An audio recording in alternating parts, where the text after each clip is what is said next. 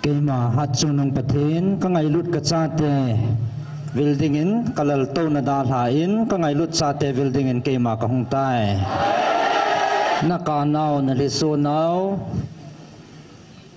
keman abon chan ka hesu e keman ka zanai kap hi vin liso hi vin tu ni nang ho dinga ke pani kho hi bove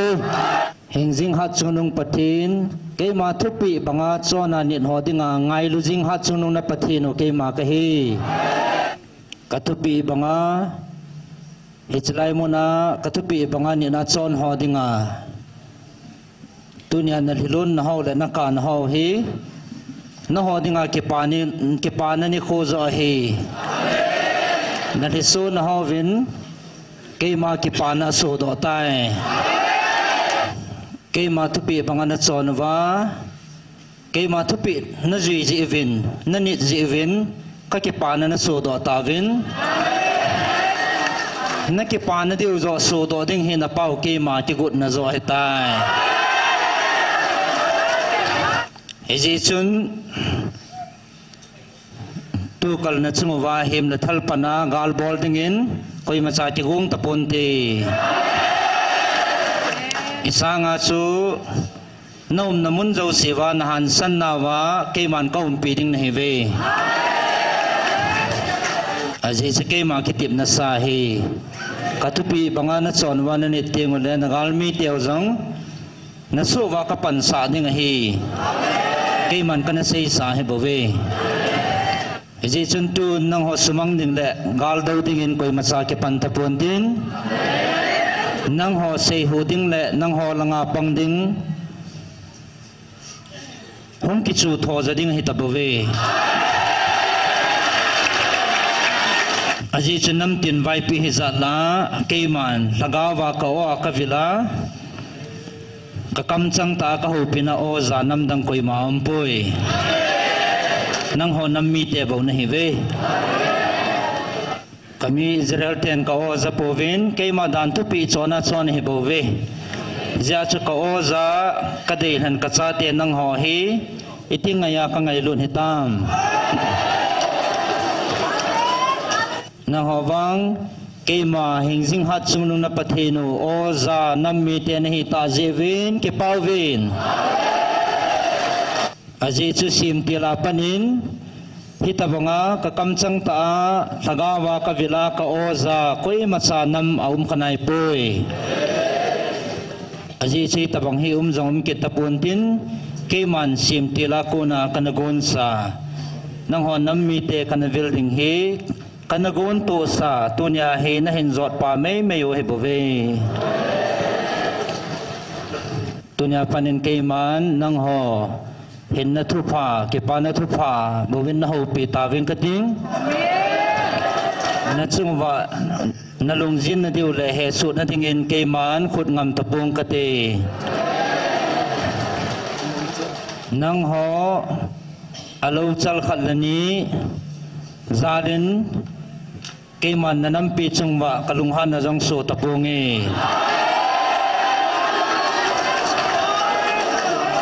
ai tim thei lo le ata san thei lo hi aum lo he pun asang asoma sim ata san lo hin ta jing jong le ata san ho ta san na keman kasan pi zovin tunin ata san jong na tam jotavin na tha ngai kinote nang ho sangin ata san lo asanga simin tam jong le keman nang ho het lawa ata san asang aza tam zo keman ka koi hitai heji chan nang ho ata san ho zalin na chungwa kalunghan na so taponge tunya keman kan chila changta kan chil ka cha te nang ho nei ve nang ho zala ko na hi nana muwa kalupina kapuna mi te hon kalupina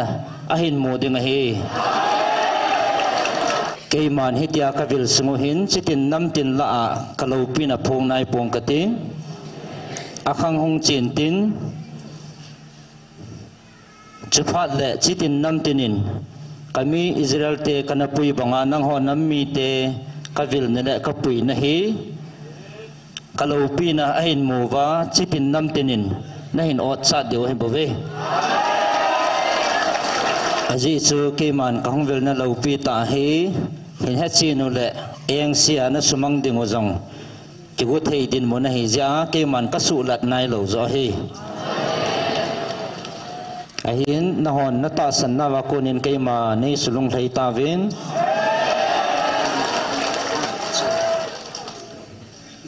kema nei wa chai nau kema nei thang wa na vin kema lung sung na khoi khata vin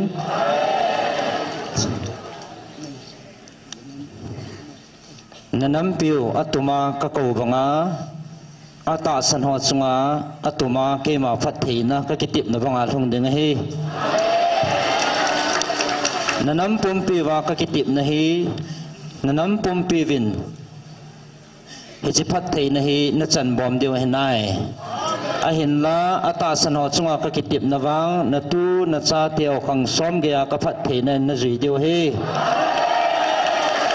ichile ya phatheina ka koi pi ho sangin van muna phatheina na chandiu alien zoi alo pi zoi aji chu ichile ya phathein ho hi amang thei chile he bowe aji chun van muna phathein ho zo dalun ki ha bolun nang ho ata san ho kalung thei na zala ka thua ka ho pi na labu som thum la thum na sim hlau ngai bible sang hi upamang ne venin simpi deu he athu thing sim do dinga pathin ngan sin api hin upamang ne venin sim ging piu le ke pamente mi sim pa le mi hoi dama pa pathin wa choina wo mi di ho pakaya ki pa thano movin mi lung di chun wa choina anei lom ta hi nang ho lung jing hi vin lung kham hi vin hing jing hat sumunung thanei pin na pau pathin ke main na chungwa kalung hleina ka ke pa na kalung sunga hong kun do he chi ka thua chu ka ho pin le ka phun do na hi ve tun nanam piwa keman ata san ho chile ata san lo ho chunga jong ka khut ka ha lo na dinga ata san nang ho zala kalung hlei zala nanam piwa kalung han na ka so lo na dinga nanam pum piu ka ho pi na khang thu ni na som na ni atasan lo ho chunga jong nanam pumpi chungwa thu simbu ni na second chronicles bung som na ni Rehobam vai hom na akipu det so a chule atha a ha do pha nin Rehobam chun pakai dan thu asumil tan chule Israel pumpin amanung azui ta ve nanam pumpi wa phat theina keman atasan nang ho zalin tu tang taponge inla koza atasan ho dinga wang keman atuma kaphat thei ding hichli si na jong lopi ta mi he thea katun ding he lei si na jong kaphat thei na changa ban muna jong kaphat thei chang ding ne ve van mi tian zong na ki pa pi wa hichli si na sanga lo pi zo van muna ki pa man zong ka chan sa ding nei ve ki man nam kal han ting le nam pum pin alunga hei di win kal heng chom de pon Abraham zala nam kal han thia le nang ho ata sano hiza jia hi iti ke main nanamo kathanda a ata san ho nang ho zala nanam pi wa na phat thei na ho tu tang ta pu nge hen la ata san ho mi ham phan he ve ki pau vin izi nam te le chali sina na ke pa nau sa nga lin zo van muna na chandiu ko van mi ten na mu pi vin na ki pa pi ve ton ke man na chungwa kalung thei na mi te ho ka thua ka ho pi na ke ma ka mi than pa ka mi pan ke ma e bel na le ka mi pan leng dang le thu nei dang ho sanga ke ma e ki sun pia ke ma e bel zia ama zal le ata san ho zala na nam piu kalung thei na ka ho pi na sim hlau ngai Saya som li le li a hin tun ngai ti mun wo ka tha cha Jacob ka len chom Israel hiti na sei pakai nang ma na simpa naw bu sunga na lim gong pa na ki thu pi ding a hi ki cha hin wo ka tha cha Jacob kami pan ke ma ai ta sana ai bel na le ata sana ehin bel ho zo si na ho zala ke man na nam pi wa ka phat thei na ho ka tu tang ta lo ding David en ke ma e bela nam pum pi phat thei na alun khum banga kami pan ke ma e bel zia ka phat thei na ata san ho le kami pa ke mata sana e bel zala ama ko na phat thei na nam pum pi wa ka phat thei na ho ka tu tang lo ding ti che phat thei na chu na nam pum pi wa hong lung lut ding a hi ke man ka tun sa le ka han do sa kami pa gal zo na ki hi lo wa phat thei na ama ko na nam pum pi wa hong lung lut ding a hi ke man ka than dosa ka tun dosa kami pain leng dang ho le thunei dang ho belwa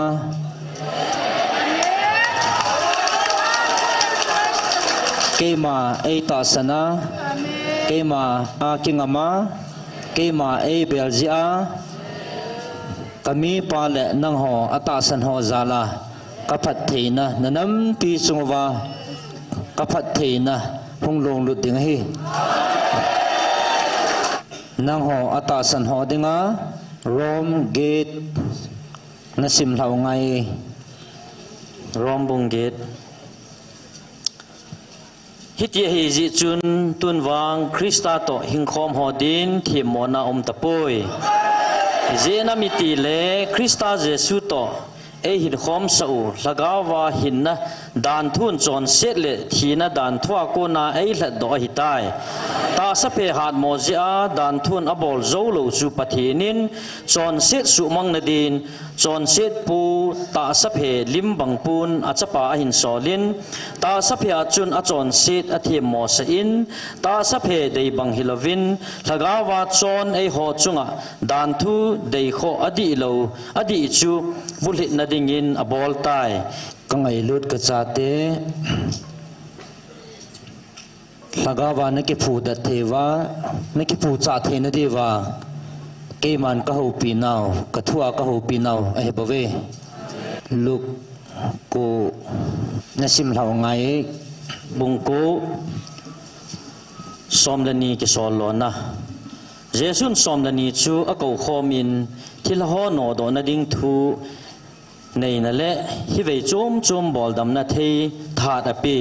china ma ho chu pathin lengam phongjal ding le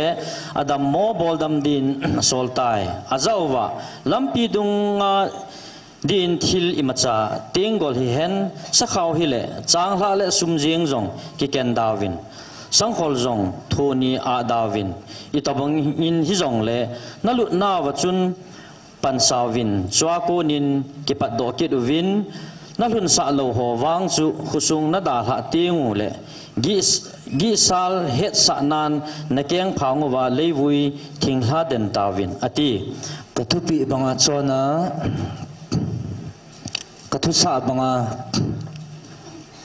chona kalachate ni chunga kalung hleina lopina ka phon do na a hebave kalachate ni chungin kalung hleye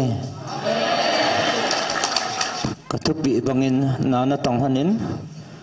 kangan si na bangin nana tonghanin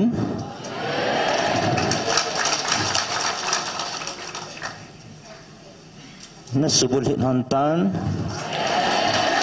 ji chun na chung hana kalunga hleye ji chun tunya patna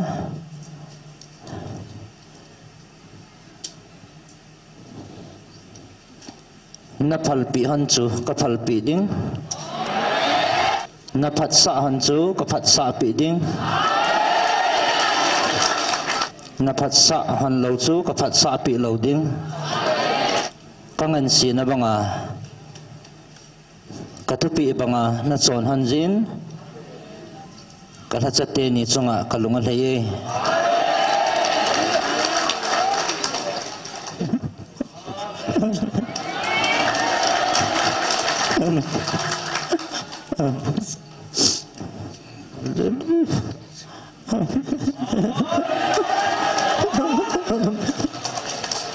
Amen.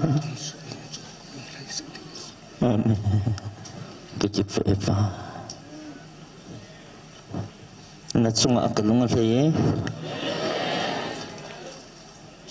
Kamin zalin tilha doi lakau. Nanodain. Kamin zalin lagau buho tilho munna ot pon.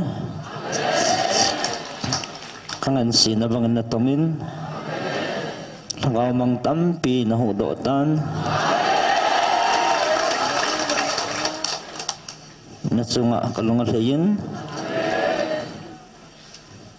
tunso na natunat sa kangazong kalunglay na kapatay ding na he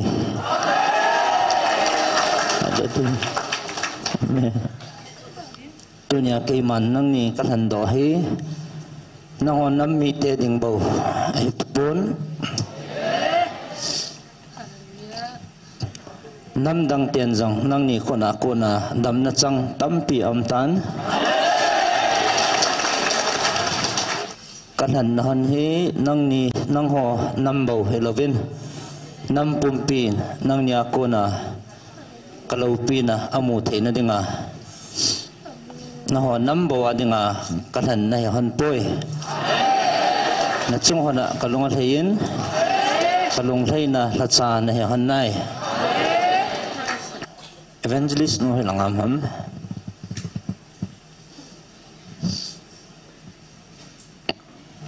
chilang hang tolo laki pamente tunya na chung hona lopina ka koi ho Echi van mi te, echi leisit mi te gu hello, van mi te anjong naki papi hanin. Echi leisit na he imacha he pon, van mona na chandiu ku, van mi te na mo pi vin naki papi ve. Lopi ta kakoma chanding na ne hontai. Hichalay sin hi thogim nagama he bovin nagaw namono van mon gyaldo jing pumin mano jing unang panla jing tavin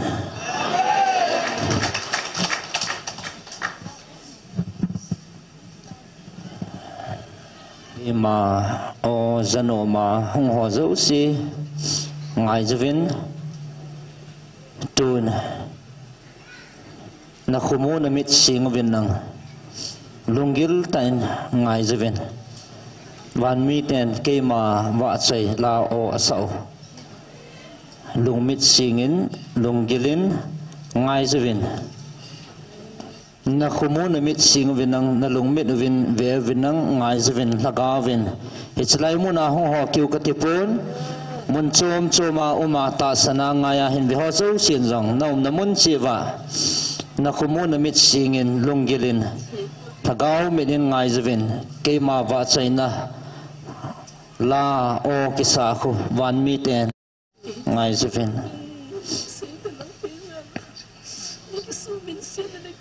na lunguwa hitla kisa chu ngai vin na khumu na mit sing vinang lagaw lung midin ngai vin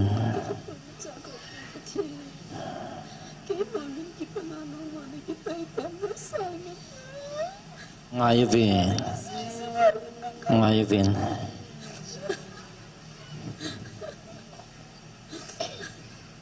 trong nông pina tuần sọ nên lâu pina dinh hẳn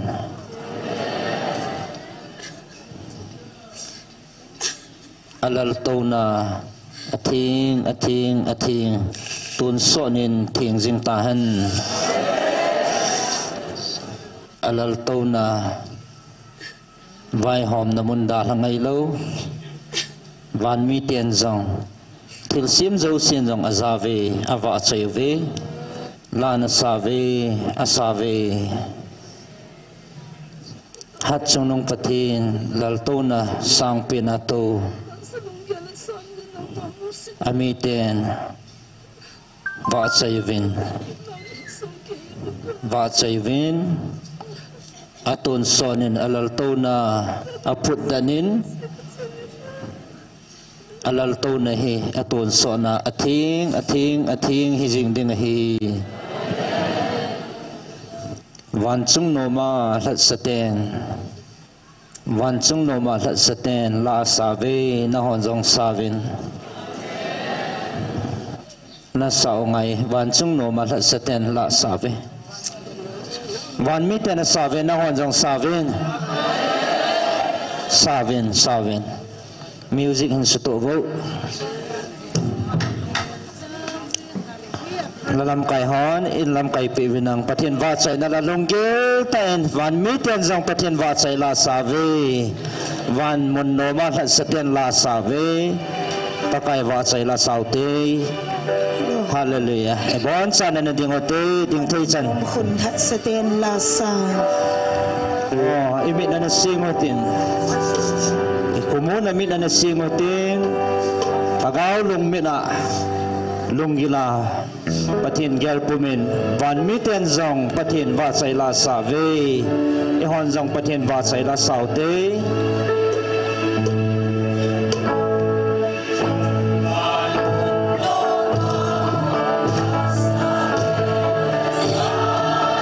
alelluhu alyang pawanga koyun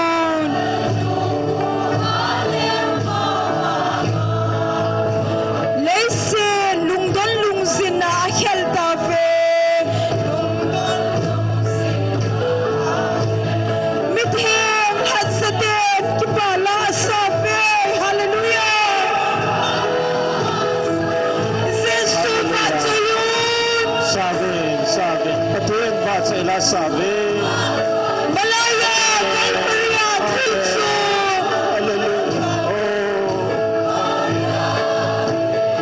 Zesu bacayon tunsa dia hingkitu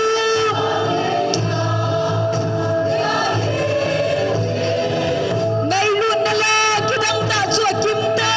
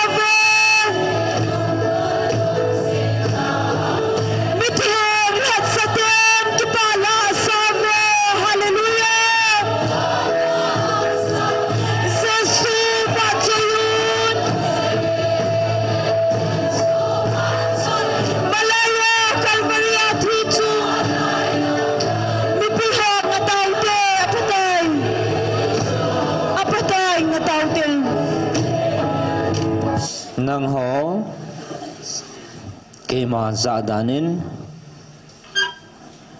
nang mahota sa oto van mi ten kema eva chai khom ven kazai van mi ten zong alungu adongin itabang mi te lom lom hiwa hitabang a hevan mi te to pathin wa chai khoma la sa khom thei nam mi te hiu ham adang zi epon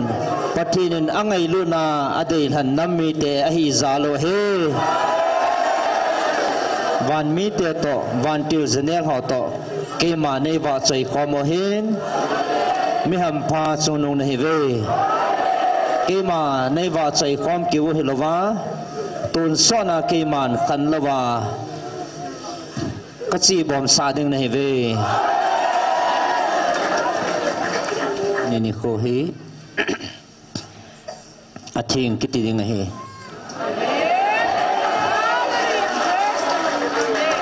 ta se thu dola na lungai cha no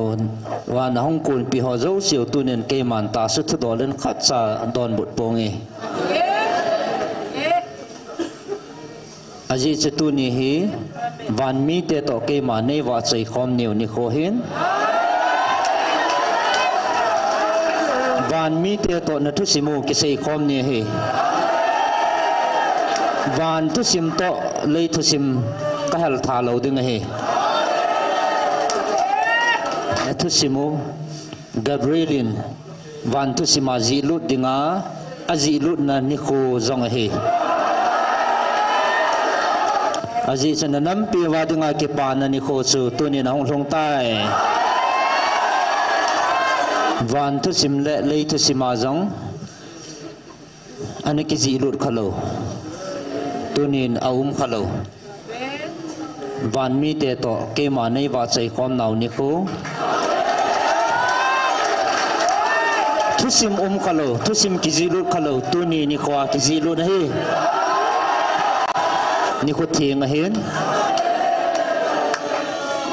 van mi te to ke ma nei wa chai khom nau ni khu a hi jin kanam dei han te ki pau ve hi chi ata hena de hamo tia lung thoi jang no mo ve alung thoi jang no mo vin ata hi dinam tia alung dong alung thoi jang no mo vin ain la ve vin ke man na ta sau na ti baw ning ka abo na ka sima ke man ka het sil su nei ve iza kai thaka ba ke ma he khan pa na pau pathin ka hin ke man ka za hi van mi te to nang hon ke ma nei wa chai khomo ke man ka za pi na ve ta sa jong thaka ba jong na mo chil su hingjing na pathino ke man tu na nei wa chai chu van mi te to nei wa chai khom nau khatna ke man ka za hi tunin na ho dinga ke pa na thu pa pu a hong ka hin nang ho dinga lungjin na le he su na le lungbui na dinga ke man gabriel jang in sol ta pung ka tin ka kam chang ta ke man jong na lungjin na diu le na lung kham na diu thu hin pu ta pung e aji chu Hado sa van mi ten apau pathin hinga kipa obo aza banga tunya alung leina changa anam dei han cha te van mi te to ke ma ewa chai khom hon lungjin na le lunghem na aza ta loading van mi te banga kipa o na za jing deu he tai tunin kalung leina kami pa chunga ka ki pa na kalung leina thu ka sap phung do jong na zata vin ke man ka ngai lut na na tong ka tha chate ni ka thu pi bang le ka dei banga ka tha chana tonga ka thu pi banga na tong ka tha chate ni chunga kalung leina o jong na zata vin amani chunga na chungwa kalunga le ye ji chun ke ma minin na kam suwa thagao gilo vantil gilo ho thilati honzong thu nei zo tapuvin nanam pumpi chungwa vantil gilo linta tikul ho zong nang ho zalle kalung heina na tong kathachate ni zalin kamin zalin na kyang to wa chut phain koin om tavin nagam pumpi wa thunei na vai hom na vantil gilo zong kathachate ni khona ke ma en ka koitan sumuwa kalung heina atun sonin kim tapuntin kathachate ni amani bo ai lo le ke ni bo na tivin a hi nang ni bo chunga kalung a hei iti hei da ding ham katupi bangin kathachana na tongvin tagaw mang tampi na hudo hantan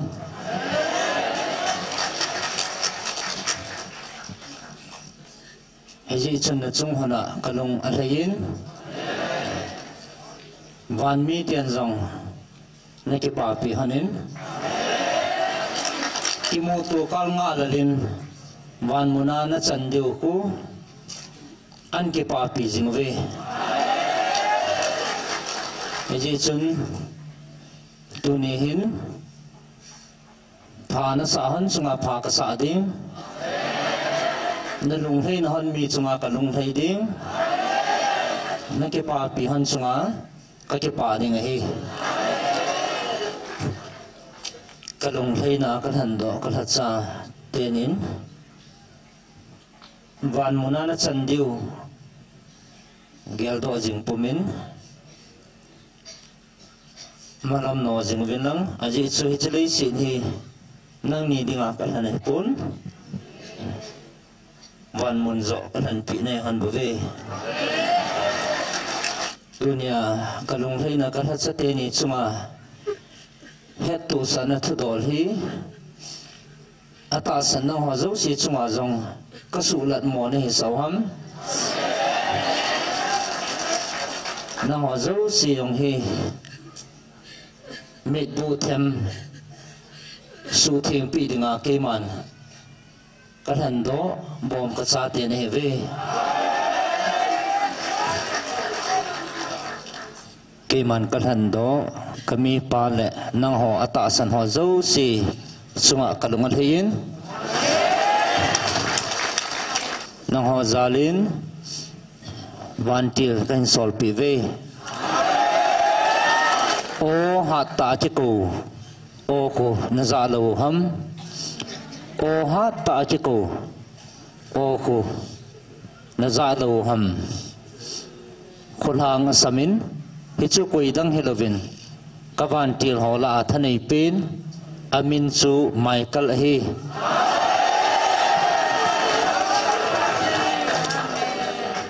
acham jam panin nanam pumpiu chunga kulhang samin hichinam mi te hi koi hi jong le adau ding achu ke ma to ke sa ding ka hi atin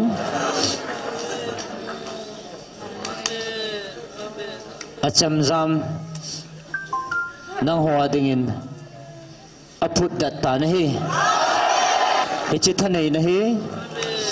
vanoi li si na thil sim dang ho zo si sanga thahat zo hi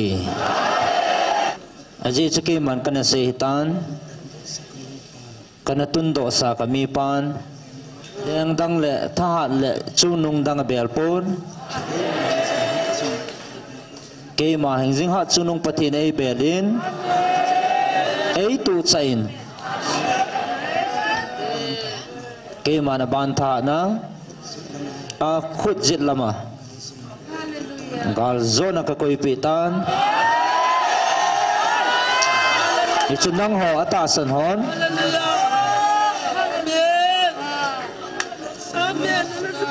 ata san ho nang ho zal le kami pa kan hando pan ke ma ei tua ke ma ei than zala ke man katun do kami pa le nang ho atasan ho zala vantil la tha twin Michaelin itsinam mi te chunga galbol koi hejong le kitu pi dinga na chung wa thane na hi chi acham jam aphu dat pi hetai na ho mi ham phan he ve ki pawin haji chu ke man kalung thei na banga kana tong kala chate ni kiu kan hon pi a amani gu hilova ai ta san ho zo si kan hon pi a kalau pina ka phun ding a he haji chu ke man amani chunga ka koi kalung thei na kala chate ni chunga kalung thei na atun so na hejing ding hin amanya kuna vantun sot muna nakithon lut video ke main kamu masatai bantil hoto nakithon lut bom dio ke man kamu masatai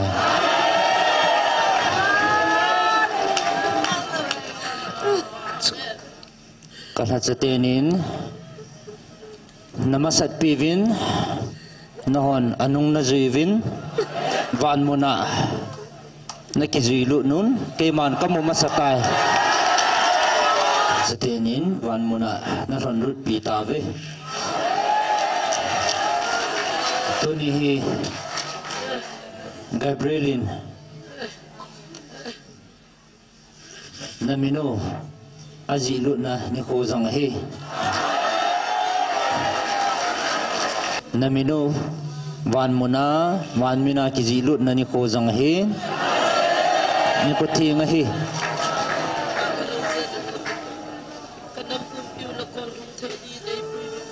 aji chu van mi te to keima eva choi kom thi kan han do thisana kan hat do ka cha te ne hevin kan hat te ni to nang ho van mona ne ki thon lut khom mo se keima in kamu masatai aji chitunin nang hon van mi te to patin wa chaila na sakom thei tawin hichi chu koi machadangin sathai sakom thei pontin thisana kalhat do kacha te bu na sa kom thei hi kalhat chate ni zala kalhat chate ni to van muna naki zon lu nu naki hon lu nu ke man kamu masan hetai kalhat chate ni chungin kalunga thei aji chu ka nga mang thai ding tam pinain puilut han ta jin na chunga na kalunga thei kalunga thei tun so na pau ki pa na hi atun so nin na chungu vin jing ta han kathupi hon nang ni na subulin han tan vevin cầu tâm ta hen thân độ thom cha he bove nanam pumpi wa ki man ko jong leng thân độ thom cha he ding ai bove a hi na ho tu nia he thân độ cha te ne hi ta jeven ke pau vin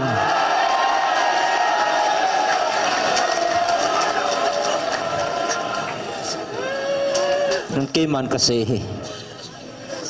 he chi ja ke man ka se hi epizia kala chate ni nang ni chunga ka ke pa e tia ka sei thei lo ding ham epizia ka sei thei chom lo ding ham aji chunang ni ka thu pi bang le ka thu sa na ho na pel povin na mel mau satanin na chungwa thilgi tampi na dal khum sa jong le ke ma hing jing ha chung na pa khat cha dal pha ding in ke man koi sa ta pong e aji chu na chung wa nang ni thon pi dinga ke man chirup ka koi pon Seraphim ka koi pon Gabriel ka koi pon Michael ka koi pi hon nahe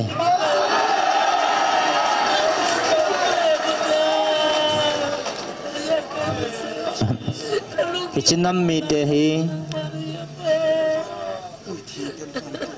ngai vin van mi ten van til meeting ten van meeting te le van til thing ten itilom loma ham phanam mi te hitavam vevin hichipa pathin hingjing pathin lungleina nam mi te he vevin e hon jong ikipa pi theu hi akidange ati ve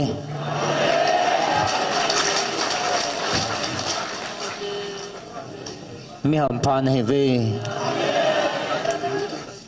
van mi te to ke ma e wa chai khoma la sakhom koi ma leisit mi hem te nam dangam pon ngai vin ker ngoi ching hon azau o chu van mi thing te o hin in la asa khom diu wang ke man ka phal pon a hi nang ho nam mi te hi ke man ta sa a hing lai changa e chi van mi te to o ta ki banga sa khom dinga ka phal nam mi te ne ta be ke pauvin manovin na o hi o dangin mang he vin lang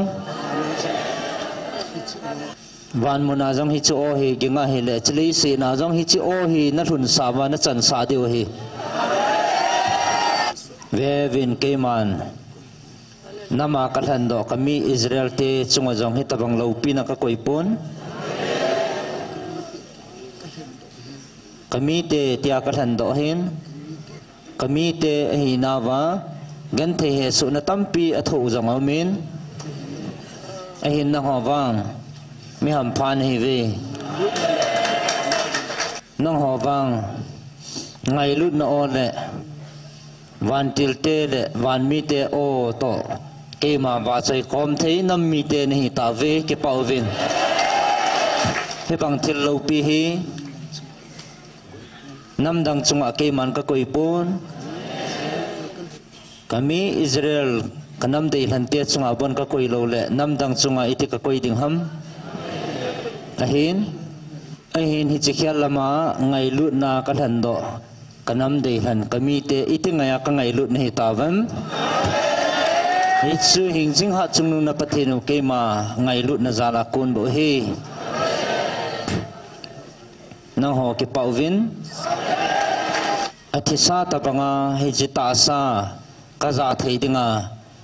hi chi khang dong pa na nei ji vin jong ke pauvin nu oi sunga ko na hong ki jala pana ke man hi ta banga man cha dinga kana ki gun to sa ahetan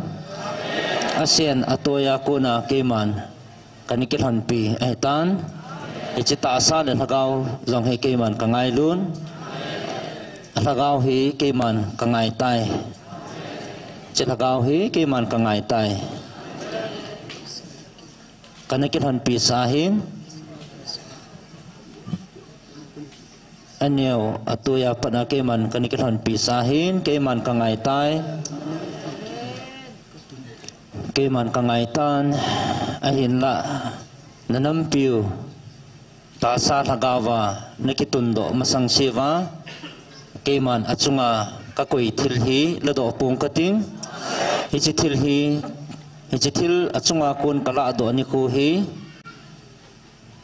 amazon kala ni ku hidinga hitai mi ham phan he ve na chung wa kalunga hijin kala chate ni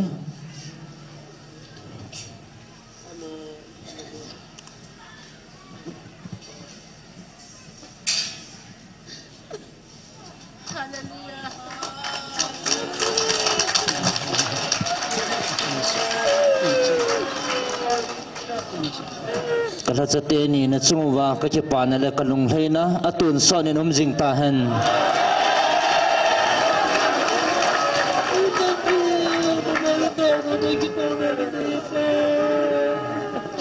ke man ho ka hin vil kit ding na hevin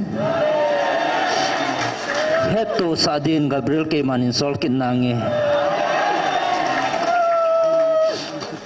ke man ka se ma bangin tu ni ko theng hin Gabriel in van muna tisana kathat do ka cha te nahi naw van muna naminu azilut na ni ko theng him ke manai wa chai naw ni ko theng hi chi chun ke man ji chun tunin ta sa na ngai cha no thu ke man sei ponge lagaw thua na su cha na diu le lagawa ka pui hui na thu bo ka za sa na heve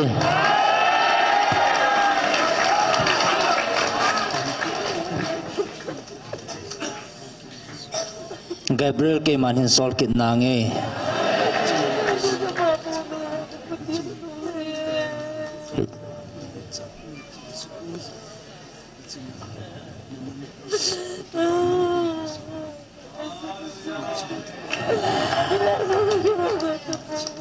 Ijikain na chungwa kalung hleina hichi tagawa na may tiu suzom jing vinang heto sa Gabriel kan sol kit ding hi ke ma chitange